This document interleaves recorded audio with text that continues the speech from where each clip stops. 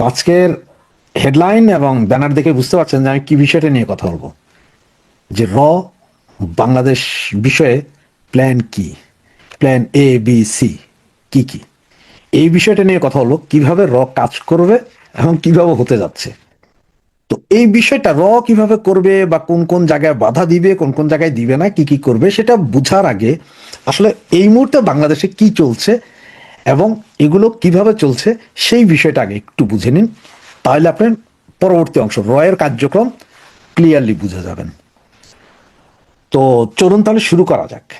এই মুহূর্তে বাংলাদেশের সামনে আছে একটা গাজর ঝুলানো ইলেকশন। সুতরাং ইলেকশন যখন হবে, ওরা বলছে, তাহলে ইলেকশনে জিততে হলে আপনাকে কি করতে হবে? প্রচন্ড ভারত বিদ্বেষী হতে হবে। কারণ ভারত বিদ্বেষী না হলে আপনার জিতার সম্ভাবনা নেই।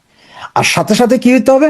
আওয়ামী বিদ্বেষী হইতে হবে, ফেসিস্টের বিদ্বেষী হইতে হবে। কারণ আপনাকে বুঝাইতে হবে যে এই ফেসিস্টই ছিল যে ইন্ডিয়ার তাবেদার।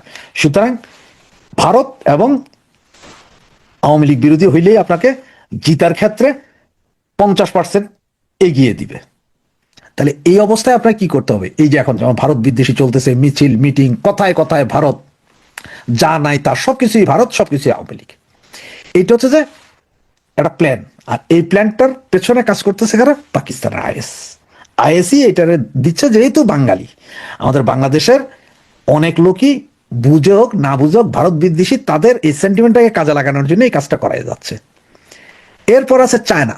চায়না এখানে কিছু পয়সা ঢালছে, যে চায়না এখানে চাইতেছে এই ভারত বিদ্বেষী গ্রুপটাকে চায়না পয়সা করে দিয়ে তোমরা এগুলো চালায়া যাও, তাহলে ভারত একটা প্রেসারে থাকবে। আর এই ফাঁকে চায়না ভারতের বর্ডারের আশপাশে যেখানে যেখানে পারা যায় সেখানে সেখানে তারা মানে বিল্ডিং, বিমানবন্দর অমুক তমুক তুলবে, রাডার স্টেশন এই সেই তুলবে, যেটা বোঝানো হচ্ছে না না এটা বাংলাদেশ করতে যাওয়ার পর মূলত ইনভেস্ট চায়না, যে চায়নাই ওখানে থাকবে। আর থার্ড থিং যেটা, সেটা ওই যে আগেই বলছি যে পাকিস্তান কি চায়? পাকিস্তান হচ্ছে যে ভারতকে ব্যতিব্যস্ত রাখো। কারণ 4700 কিলোমিটার, এটা কিন্তু কম বড় না, বিশাল বর্ডার। এই বর্ডারে ভারতকে ব্যতিব্যস্ত রাখো, তাহলে ভারত এখানে সৈন্য সমাবেশ ঘটাবে। সৈন্য সমাবেশ ঘটালে সে অন্যান্য জায়গা থেকে সৈন্য এনে হইলেও এই দিকে দিতে হবে। আর এদিকে দিতে তাদের যে চিন্তা, তাহলে তারা ওই যে আপনার কাশ্মীর অঞ্চল আছে সেখান থেকে হয়তো কিছু সৈন্য এদিকে সরালে তারা তাহলে তাদের আকাম করতে সুবিধা হয়। সুতরাং পাকিস্তান তো এখানে লাগেই আছে যে এইটা করো, অশান্তিতে বাংলাদেশ থাক, বাংলাদেশে মরুক ধরুক বাঁচুক, তাতে কোনো সমস্যা নেই। ইন্ডিয়ান বিদ্বেষ চালু রাখতে হবে। এই ইন্ডিয়ান বিদ্বেষ চালু রাখার জন্যই হচ্ছে যে পাকিস্তান সেই কিলিং মিশনের নামে, যেমন আপনারা দেখলেন যে হাদি কিলিং মানে কি? হাদিকে কিল করাই দিল, ভারত বিদ্বেষ চাঙ্গা, সবাই ভারতের দিকে চোখ, যে হ্যাঁ ভারতের করেছে। এগুলো করতে করতে আবার সেই পাইকারা করলে ওই দিক দিয়া ওই যে হিন্দু ভদ্রলোক যাকে মারা হইলো, 22 বছর না 26 বছরের যুবককে মারা হইলো, সেটা দিয়ে ইন্ডিয়ার ভেতরে উত্তেজনা তৈরি করাই দিল। যেন ইন্ডিয়ার হিন্দুরাও খেপে গেল, কি রে বাবা আমাদের এই হিন্দু লোকটাকে মারছে। এখানে কিন্তু ডাবল গেম খেলতেছে কিন্তু পাকিস্তান। পাকিস্তানের কথা হচ্ছে একটা যুদ্ধ বাজানোর উপায়, যে কোনোভাবে লাইগা রাখলেই ওরা ওই সাইড থেকে, তাদের দরকার কাশ্মীর, তাদের বাংলাদেশ দরকার নেই এখন, তাদের দরকার হচ্ছে কাশ্মীরটা খেয়া দেওয়া। সেটা হচ্ছে তাদের মূল কারণ। কারণ তারাও জানে এই বাংলাদেশকে নিয়ে তারা কন্ট্রোল করতে পারবে না।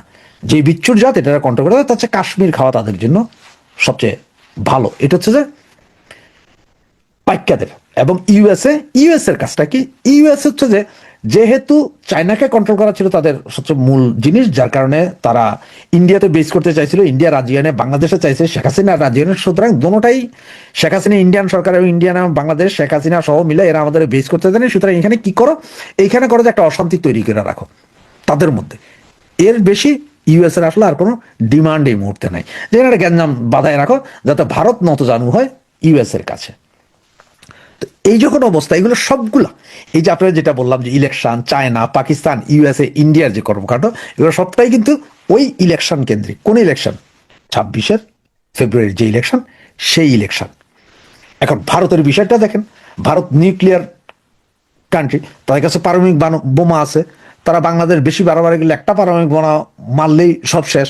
আর বাংলাদেশ একটা মাইরে দিলে সারা ওয়ার্ল্ড এসে যে ইয়েরে মারবে, ইন্ডিয়ারে মারবে, সেটা সেই দুঃসাহস কেউ দেখাবে না। কারণ সবাই জানে যে এর কাছে আছে, মাইরে দিতে পাগল।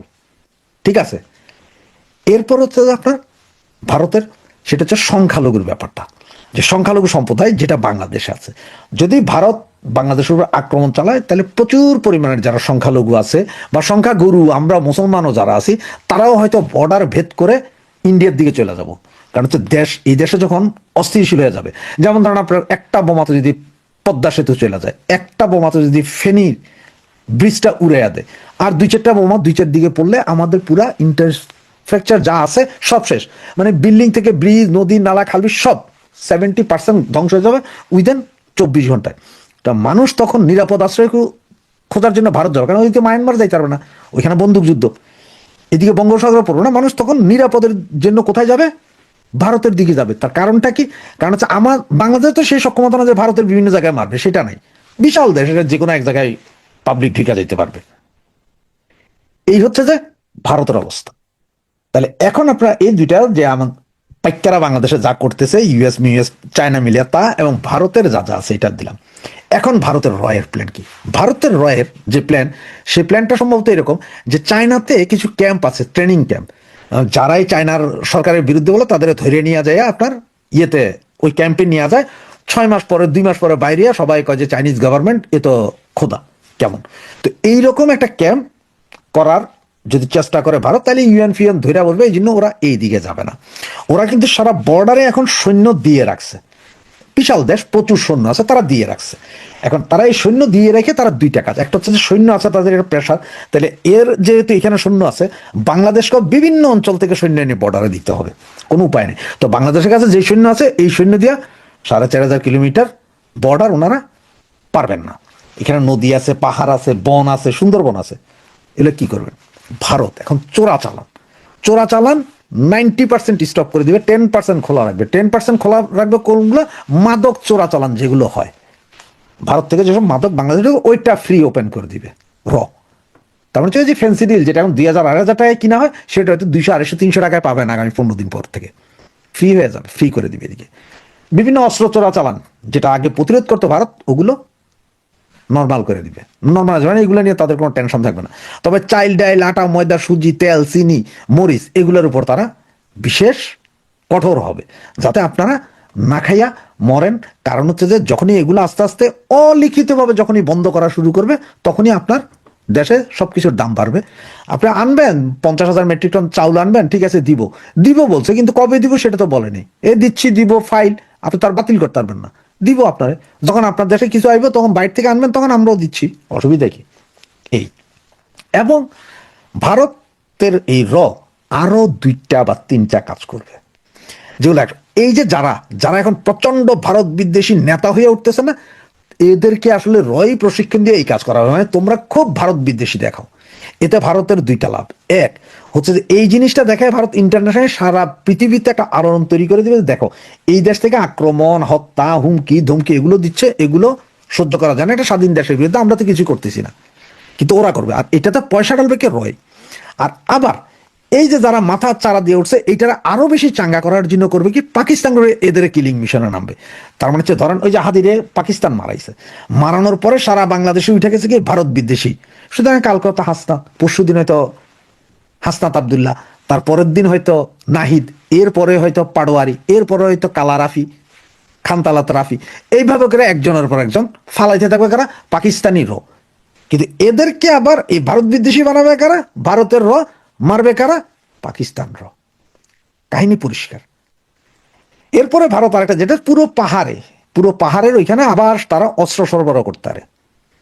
এবং এই যে আপনার রোহিঙ্গা ক্যাম্প আছে না, যেখানে 13 লক্ষ রোহিঙ্গা আছে, আপনাদের ভাই, মুসলিম ভাই, যাদেরকে আইনা গত 24 জুলাই আগস্টে আন্দোলন করাইছিলেন, তাদের ভিতরে অস্ত্র প্রশিক্ষণ থেকে শুরু করে সব করতে পারে মায়ানমারের ভেতর দিয়া। কারণ মায়ানমারের তো বিশাল একটা অংশে ভারত আছে এখন, সেখান দিয়ে এবার তাদেরকে দিয়ে হয়তো চিটাং শহরটারেই অস্থিতিশীল করে ফেলবে।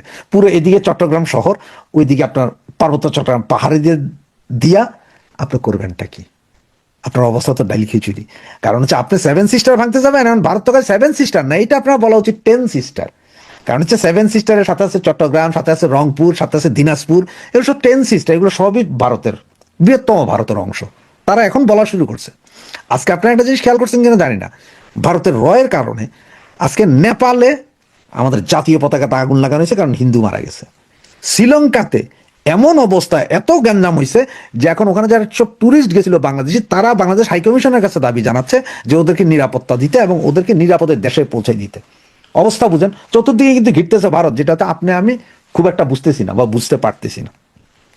এবং যদি বেশি বাড়াবাড়ি করেন, বাংলাদেশ আরো বেশি বাড়াবাড়ি করেন বা আরো বেশি করেন, ওরা কিচ্ছু করবে না। ওরা জাস্ট রংপুরের অংশ যেখানে চিকেন নেক আছে সেইখানে যায় তাই হাতির নেক করে ফেলাবে। মুরগির গলার জায়গায় হাতির গলা ওই অংশ দখল করে নিয়ে ওইখানে যারা আছে তাদের বলে বাংলাদেশ নিয়ে যাও, হয়তো একদিনের যুদ্ধ করবো ওইখানে, এরপরে সিজফায়ার চাইবে বাংলাদেশ, সিজফায়ার ওকে তোমার সাথে সিজফায়ার করতেছি, কিন্তু এই অংশ ছাড়বো না, এই অংশের বাইরে চলে যাও, যেটা রাশিয়া ইউক্রেনের সাথে করছে। ওই যে আপনার ক্রিমিয়া দখল করেছিল, ক্রিমিয়া ছেড়ে দিতে বাধ্য দিয়েছে, এখন আবার দন্নস দখল করে নিচ্ছে, সব ছেড়ে দিতে বাধ্য দিয়েছে। ওকে, আমার তো হ্যাডাম আছে ভাই, আমার কাছে পারমাণবিক বোমা আছে, পৃথিবী ওই বোমার দিকে চায়, অন্য কিছু দিচ্ছে না। পাকিস্তান কি আপনারা বোমা দিবে? দিবে না। তখন কাজ করবে এগুলো। এখন ভিতরে ভিতরে প্রথম আপনাদেরকে এমন বিদেশটা বানাইবো, এই মাদক চোরাচালান তারা এখন আর কন্ট্রোল করবো না, স্বতন্ত্রভাবে ঢুকতে দিবে। অস্ত্র চোরাচালান তারা কন্ট্রোল করবে না, ঢুকতে দিবে। পাহাড়ে ওরা অস্ত্র দিয়ে দিবে, কক্সবাজারের রোহিঙ্গা ক্যাম্প ওরা খেপাই দিবে, যাতে ওই কক্সবাজার সহ ওই যে আমাদের মুংডু টাউনশিপ আরাকান রাজ্য, এটা পুরাটা নিয়ে স্বাধীন একটা রাষ্ট্র হয়ে যায়। ওরা ওই কাম করে দিবে। আর ওই কাম করে দেওয়ার সাথে সাথে আপনাদের এই বঙ্গুদের ওই যে ভারত বিদ্বেষীটা, সেটার হোগা ফাইনাল মারা যাবে।